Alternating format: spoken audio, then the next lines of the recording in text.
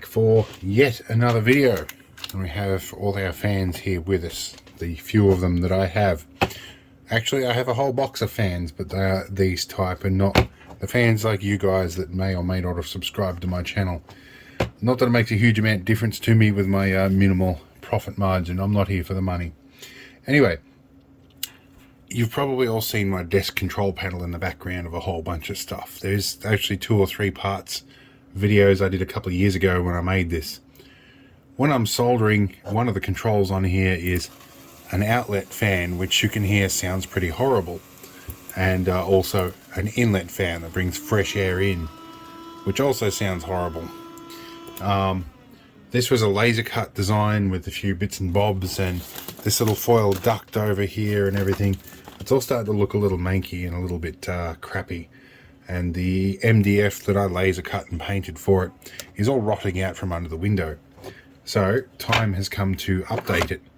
And so I found a whole bunch of things at Bunnings, including these things I've been waiting for him to get in for years. So this is a filtered inlet vent, and I have an outlet vent that will open and close with airflow. So I'm planning on actually using these commercial ideas to replace it. Now, I had to dig through my box of fans and I found a whole bunch of different solutions in here, and I found a couple that work. And so I'm going to go through. These are my selections. This guy is actually a 24 volt fan. I thought it might get up to speed enough to do the job, but it doesn't quite, and I don't want to have a separate 24 volt supply for that. So we're going to discount that one. These guys have all got varying rates of flow, so I'm going to fire each one of these up, see which one's got the best rate of flow for my outlet fan, and we're going to use that. And the this noisy one here, we're still going to use that for an inlet fan, but we're going to that's an aluminium bodied commercial server fan that I'm running on the inlet. I'm going to salvage that again, but I'm going to put it in a better position where it's still more quiet. So anyway, I need to work out which one of these 3 fans is going to give us the best airflow. So let's go and do that. So my plan is to use these guys for fume extraction. So we're going to get our outlet vent here and a blob of blue tack to stop it tipping over. And we're going to pick a fan off the pile and get our test clips here. I'm going to fire that up and see how it works. So here we go. Firstly, we want to listen to the noise. This one's fairly quiet. That's alright, and we can see it is strong enough to open those vents a reasonable amount, and that's not too bad. We like that. Alright, so that is definitely a contender. Let's try this next one. This one will swap to different probes.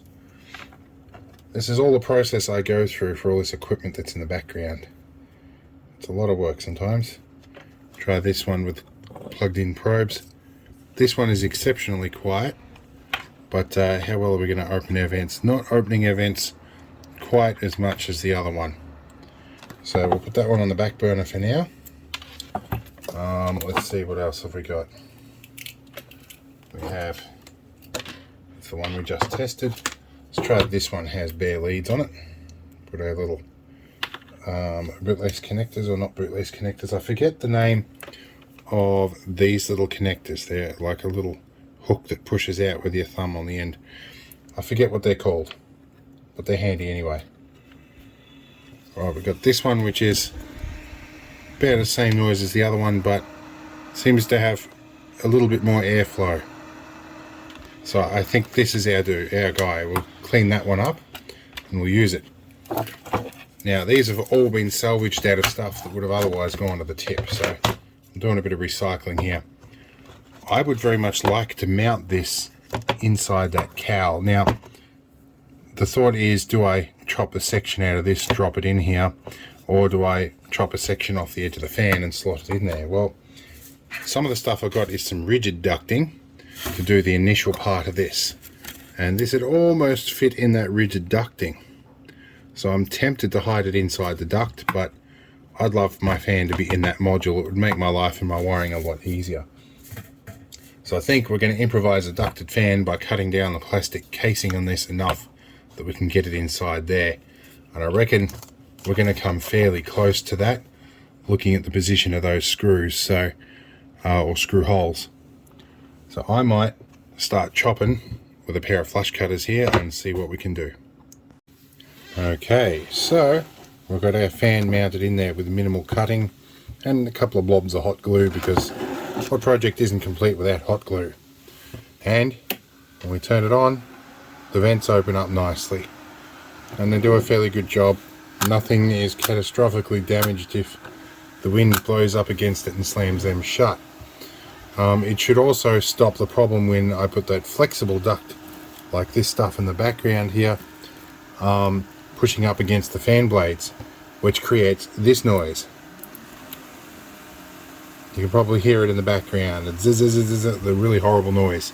That's because there's fan blades rubbing against the mylar, which obviously affects its ability to function properly. So this should overcome some of that problem, and hopefully we'll get a bit more airflow through. Because previously I was running a second fan in the top of this taped in, which made it really difficult to use, and it resulted in a tool getting stuck in there and busting one of the blades off as well. So all around this should be a safer solution. I'm probably going to do the same thing with the other vent, I think. But I have that aluminium fan I thought about mounting in here, but I'm so happy with this arrangement. I think I'm going to do this with that one just pulling in, and I think that'll be a better idea.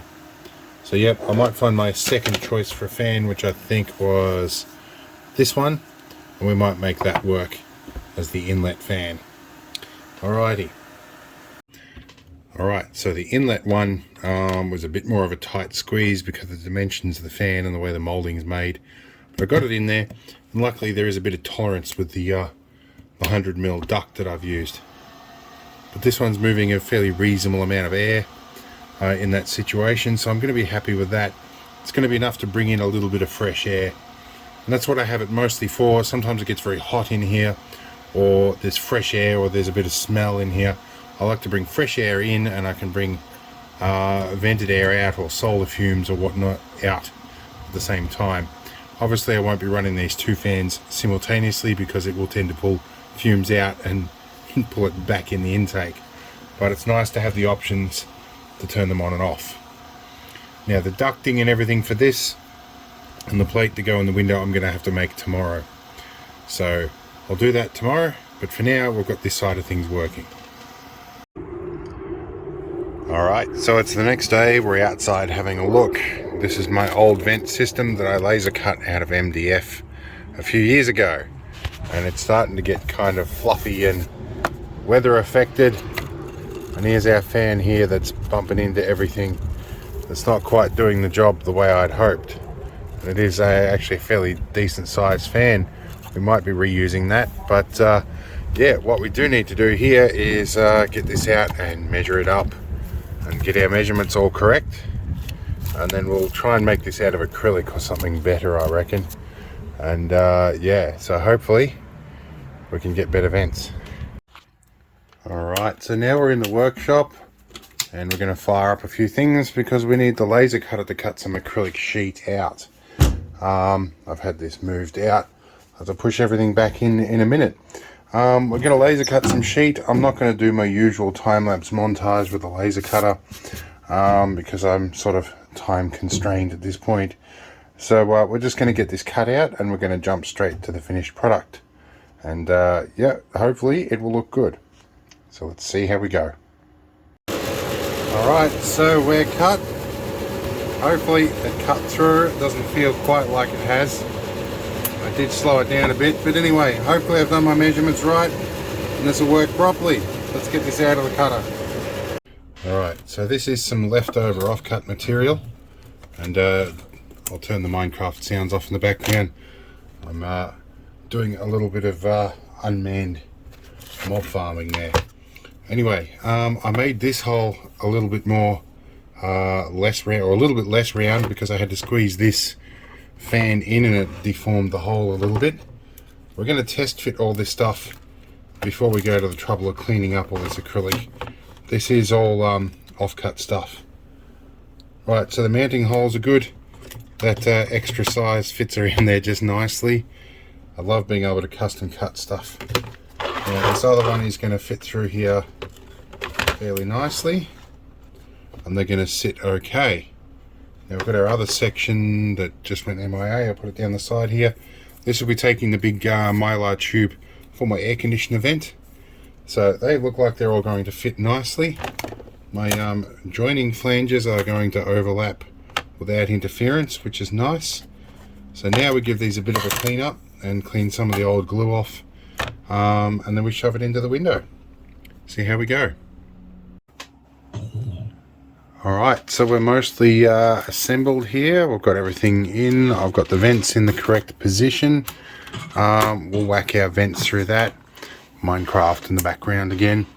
I've bolted this together. I did cut this with the glue marks on the wrong end and I haven't been bothered to clean that off.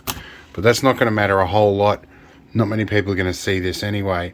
The main point is this is not going to be water affected. And instead of old duct tape, we're going to use some aluminium tape to put this on.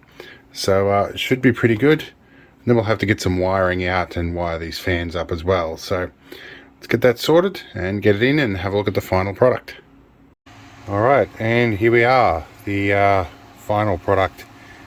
Now it's a messy job, I certainly know, and it looks a lot less messy than the other one. The only real defense I've got for that is that firstly, I've seen more professional jobs that look worse than this, and I say professional with quotation marks there.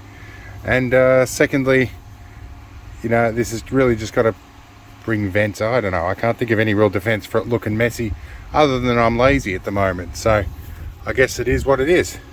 That's my house. It'll keep the rain out. It brings the vent, the solder fumes out.